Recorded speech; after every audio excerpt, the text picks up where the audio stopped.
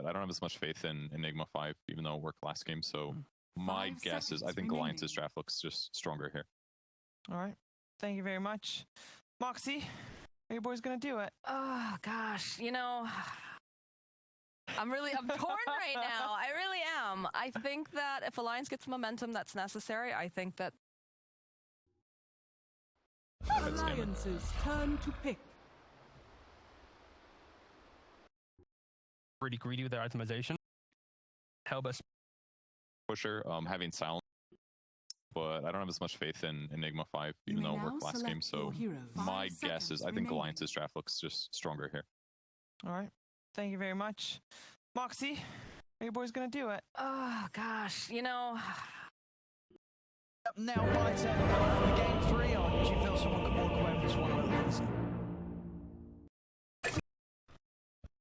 style that has done the saw in game 1. They do have...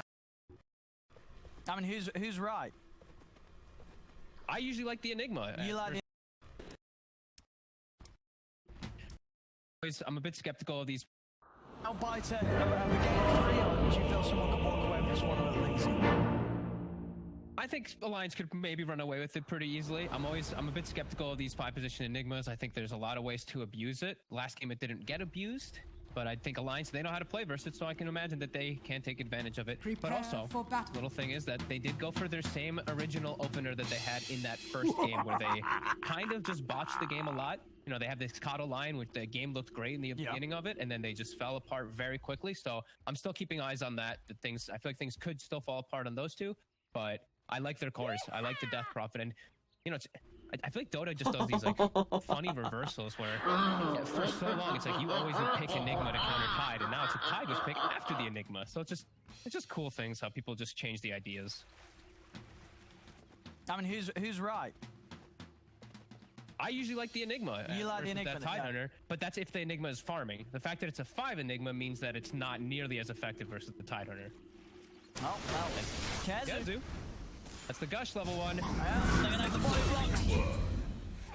Themselves first blood there. How dare you, Hanskin? I was going to say, not able to quite coordinate there for Limp to get it.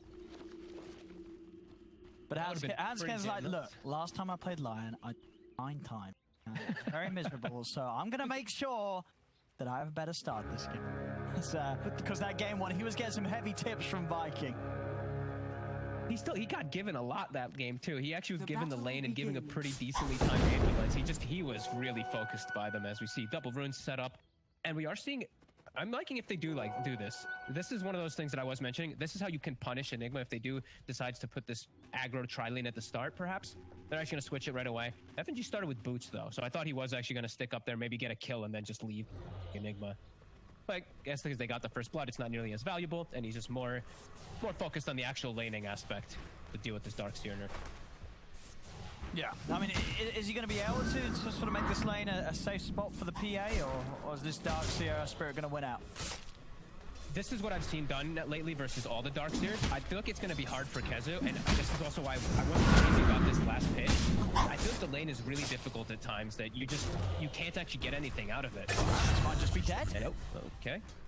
Right, wow. And also, I usually see this Darkseer picked up, especially lately, when I'm seeing, like, you know that the enemy carry is going to build Radiance, or you see, like, a Beastmaster, somewhere that you can get auras and just really gain an extra big positive of it.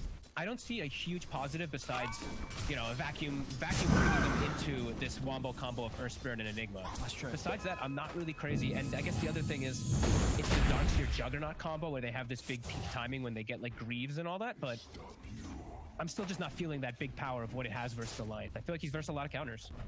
Hey, who knows? Maybe Nico Baby buys a Radiance. Oh, God. Good joke. How's the mid lane going? Boom versus Limp.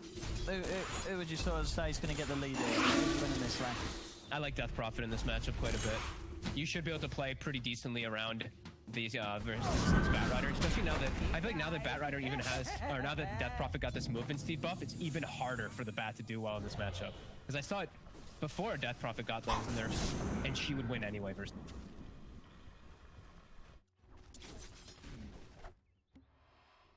Top. Skin. That old ward down. find some courier sniping opportunities.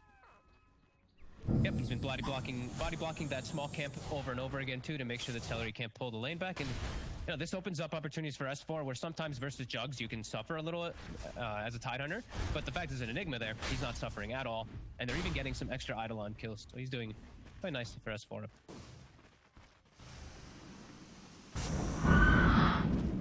Yeah, we're sitting down bottom. Nico baby farming just fine here. Yep. They just blast the wave. You can't actually get double ion shells on the wave if the wave just doesn't exist. It just gets cleared out way too quickly. Kezu is struggling to find that level 3 and struggling to find the pressure that they'd ideally want to be able to put onto a PA. Yeah, I mean, that's true. If he's not sort of finding the impact now, and as you say, that the walls aren't necessarily going to do anything big later on, I mean, where are the strengths going to lie for the Darks here? It's just the ion shell damage with double ion shell with Earth Spirit and Jug, and they just need to make a lot happen. Surge Bat Rider as well can be pretty strong, so there are a few of those things that do work well, but yeah, I'm definitely worried. I'm not a big fan of this last pick. I'm really hoping it ends up working out for them because it works well with the Jug, but I think maybe relegating the Enigma to 5 may have been a mistake that they're gonna. As of mid is really, Boom's still farming decent, but he's actually farmed a small camp. That's why you see his last hits so boosted. It's actually not him doing that well in the mid lane at all. He's gonna have stacks, but yeah, it's tough for him. His Lip is gonna start getting aggressive on him with boots. Yeah, Boom's having to TP. Yeah, I wondered if he had any regen coming out. He had some tangos, but he didn't want to stick around in lane, waiting on that slow regen. Lip is just, he's very confident in this matchup because I've seen him play it a lot. So he knows you start with one, brush your boots. Bat Rider can't get onto you. You're so fast. You push the wave in onto him too. You're able to always get the runes and deny them away from the bottle. You don't need the bottle because you have the. It's FNG. Such power. He's speedy. He started with boots. Aramis can't stick on him. Fine. And any sort of attention FNG's able to draw away from that lane, just gives more space for Nico, baby. Matu, you're so used to seeing him play PA. I'm so used to seeing the Matu PA. I mean, I tell you what, he's got something to sort of show up towards, right? I believe probably the last three PA games we've seen, right, have been Matu PA where he hasn't died at all. So let's see if Nico maybe can step up to the same level. Yeah, I think Matu didn't die in the last 3. He's been really crushing it. As mid just got back to the mid lane, and Limp kills him with an arcane rune. Devastating. We're seeing a different approach coming from Nico, baby. I think that every time that I saw Matu play this PA, as we're gonna wait as Artemis might just go down bottom. He's away with a roll. Oh, it's close. Oh. So close. So he's actually gone for this Orb of Corrosion rather than going for the treads into Battle Fury Rush that I've seen Natu do every single time for Seekers. So that's a little bit of a difference. That is because, to be fair, and in one of the other games where we saw Nico Baby play, he did go for the Deso Rush rather than getting the Battle Fury at all. So yeah, he's definitely open to some more varied ways of pulling out the PA, depending on how the games go. Hanskin. He's going to chase away from Celery, but Celery's just trying to secure the stacks for his Bat Rider. But yeah, it's interesting to see him go for Orb of Corrosion, especially when he's having a full free lane. It's not really that contested. He doesn't go for just like the treads. He's just going in for kills. I mean, he might be able to get some of these stacks as well. And a courier. He's going to be able to take quite a bit of this away from him. He's even going to get a kill. Oh my goodness, this mid lane is over. Radiant's bottom tower. And you would ask at the beginning, you know, is there a chance of one team getting steamrolled? I think we're saying that. 6 minutes in, 3K lead. I mean, that's pretty much one of the best usages of a first exorcism there you'll see. And we'll able to just sweep in, kill off a support, stop the bat from farming his stacks, and then kill the bat as well. And maybe even kill his tower as they are continuing to push this forward. The Idolites show up, and quick Crypt Form is gone, and this tower is dead. And the second, and boom, he might actually die too. He steps up. And what's going to put down bottom? Kez is dead. And they did back mid, Boom's dead. Oh no! And Aramis! Is he dead as well? He might be. He's going to try and tap for Nico Baby with it. Oh, he gets Nico Baby. FNG's like, all right, I'll take the cleanup. I'm the carry now. Oh, and Boom is the only description for that is tilt. He just walked. Oh no! He just walked into the Death Prophet with DD after eating a Crypt Swarm. Eats like 4 right clicks. That was a disaster to say the least. That's rough. That's rough. Limp's just broken it in the mid lane. I mean, Limp's double the net worth. Boom's down there. Bottom 3 net worth is the battle. We're going to see a replay of this. So what's actually happening there? Where does the tilt begin? Just to him, like watch when he walks. Just how he walks with the level 5 bat. That tanking the wave. He just walks up and grabs the wave and gets stunned by Hanskin, and then it's just a free kill. They just get 2 Crypt Scorps on him. And his stacks were gone. He's got the ancient stack, right? But it's only 1. I've seen Aramis has been busy. He hasn't been able to get the time to go over there and stack besides 1 that he did with Boulder Smash. And all the lanes are just, they're really crumbling. Like S4 even top is able to put pressure onto Jug. This is not good signs for Viking to recover. They have an Enigma 5. So if you fall apart early game, Enigma's not going to contribute much of anything either. Hey, he found the royal jelly. Why do we keep showing this replay? Poor old Boom. I feel like we've seen this about 4 times now. Can you try to drive back the wave though? That's such a mistake that he doesn't make. So that's why I'm saying that he has to vet. Yeah, for sure. He never makes these mistakes. No. That is huge. And now Limp Exorcism's available. He has the mid tower. He's level 9. On. Like Limp's probably just confused. Level 9 nearly. On down bottom, Kezu. Uh-oh. Wait, did you just click on FNG? I didn't click on anything. He has a mech. What? Careless. This game's over. And this game is completely and disastrously over. Viking have crumbled to the maximum. There's a mech on the 5 to 6 god. He's the carry. He's just recalling. Oh no, Shad's dead as well! It's over. Oh my goodness. Well, we were starting to fall behind schedule a bit, so we've got another CR to fit in tonight. It's just like everything worked out so great for Alliance, and everything that could have gone wrong for Viking, it feels like it did go wrong this game. Dire's structures are fortified. Dire's top tower is under attack. I don't know where you recover at this point. All 3 lanes have now just completely been crippled. You're gonna lose your top tower after losing mid. You're gonna have to play around Kezu. At least he has level 4 Ion Shell, and you can hope that he can maybe get some things with Boom, like surging him in and grabbing some kills. But these next few moments are gonna be really painful to watch for Viking, I'd imagine.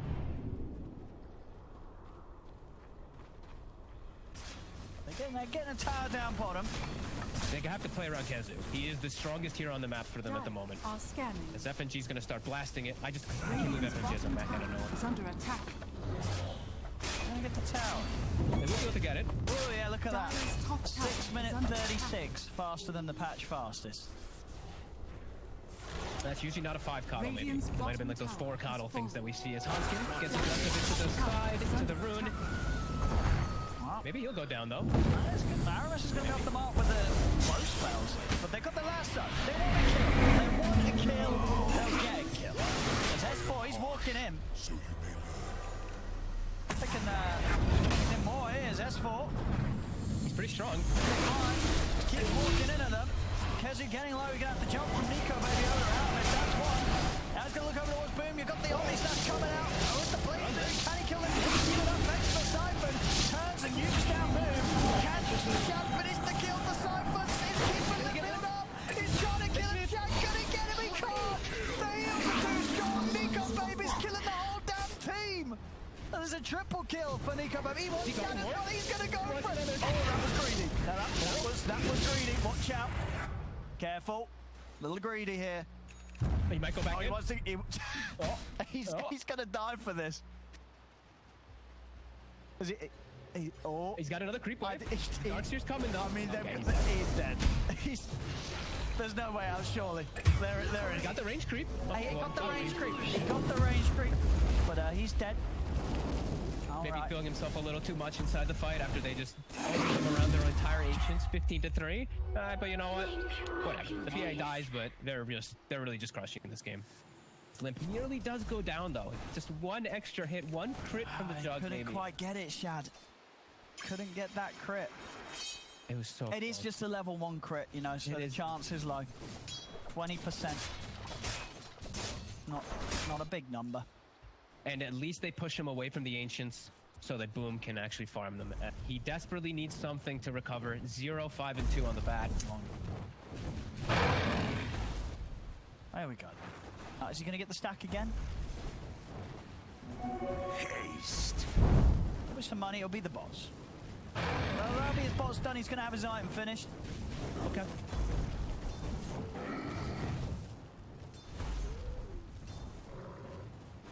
And there we see Limp versus Boom on the charts. It's not great. Whew. All right, let's look around at everything else that we got going on. Hanskin, he almost has Blink on the Lion, so these two supports Alliance. Like I said, most of them very farmed, very comfortable at this early stage, and Viking just feel like it's super limited for them to be able to do any actual plays. So they're gonna have to just have. It's really just relying on Bat Rider charging in, trying to catch stuff. They can't team fight. It's just a hard game of hope that Alliance makes mistakes for you to try to recover in.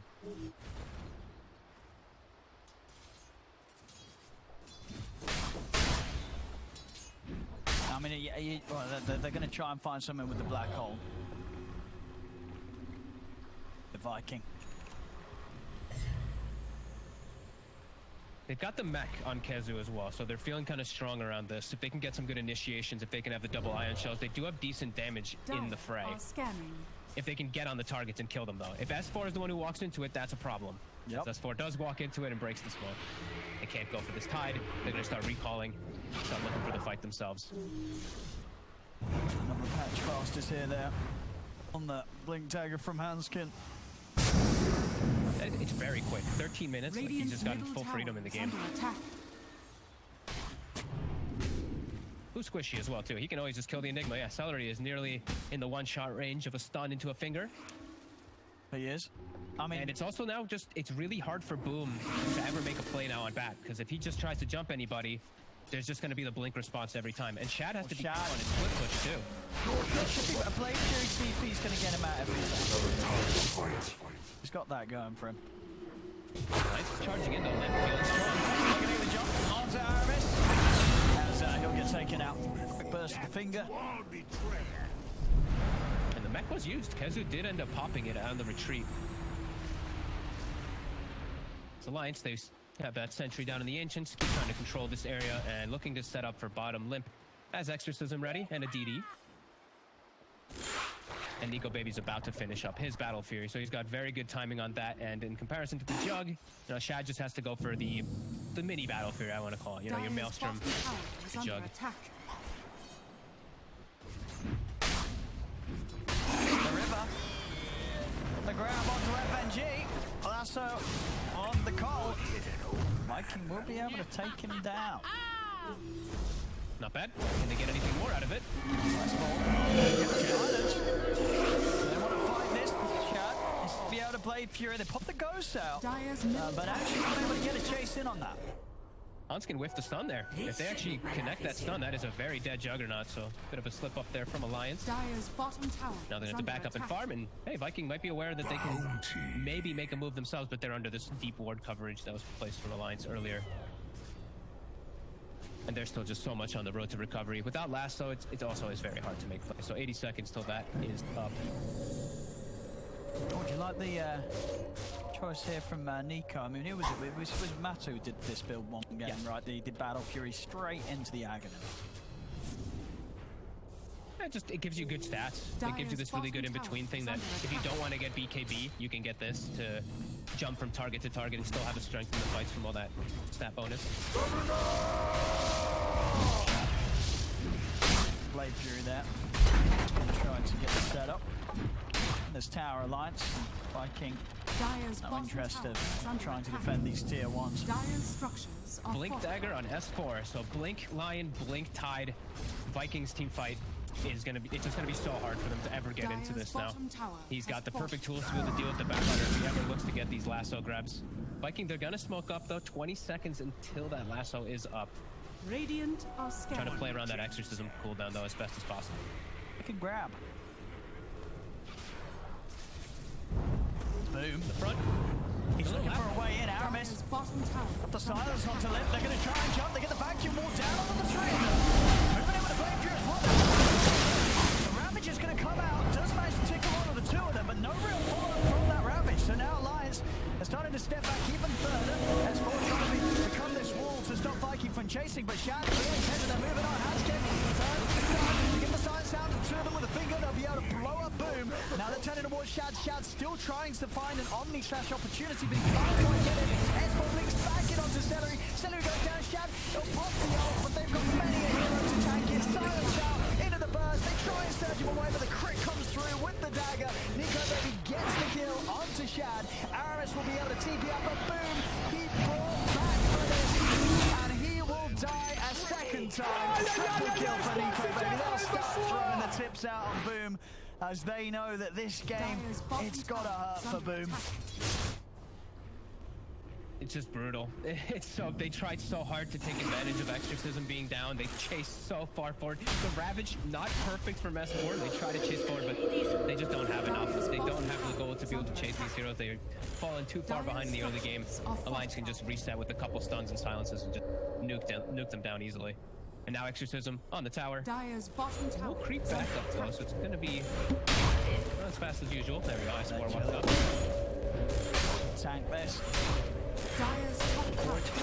Viking Nico Baby shows up with Battle Fury, gets 2 next items finished, and it's just gonna be a clean game for Alliance as it progresses. Is under attack.